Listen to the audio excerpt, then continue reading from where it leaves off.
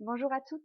Si vous regardez cette vidéo aujourd'hui, c'est parce que vous avez entendu parler des tentes rouges, que vous en avez peut-être déjà vécu une, et vous vous demandez sûrement comment organiser votre propre tente rouge. Je vais donc aujourd'hui vous montrer comment monter votre tente rouge à vous, la tente rouge physique, comment fabriquer en fait une tente rouge. Je vais tout d'abord vous expliquer comment j'ai procédé pour ma tente rouge à moi. C'est une tente rouge petite et surtout facilement transportable. Étant donné que j'ai été amenée à organiser des tentes rouges dans d'autres maisons que la mienne, et notamment pour des associations, j'avais besoin de cette maniabilité.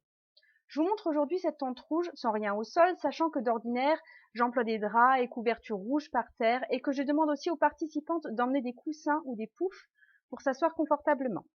Voici donc ma tente rouge. Voilà comment je procède. J'ai une table assez lourde percée en son centre qui a été confectionnée par un ami menuisier.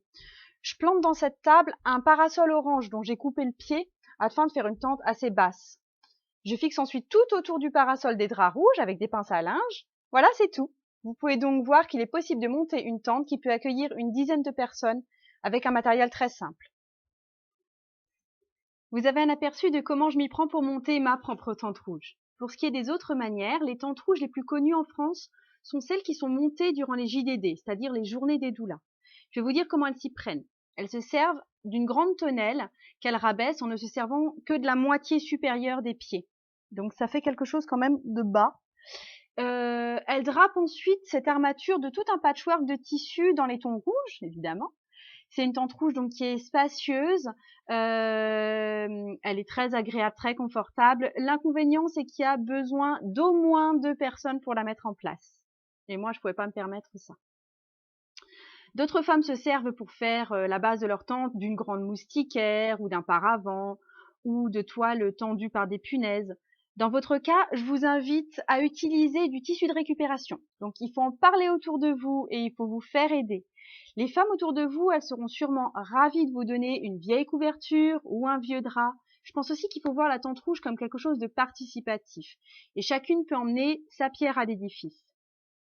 Donc, il faut penser à des moyens d'attache, comme à des punaises, des pinces à linge, des tringles, etc.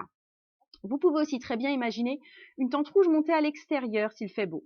C'est quelque chose que j'ai moi-même tenté, mais c'est pas vraiment possible avec cette tente-là, parce que ma tente à moi, elle offre une prise au vent très très efficace, et donc elle a tendance à s'envoler.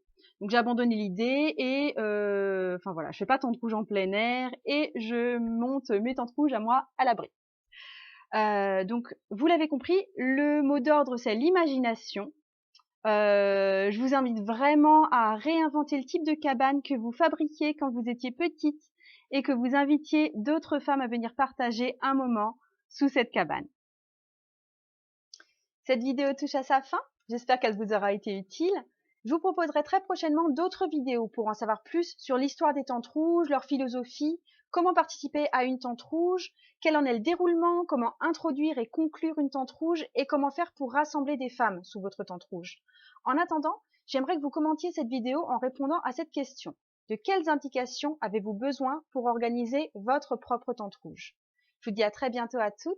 Au revoir.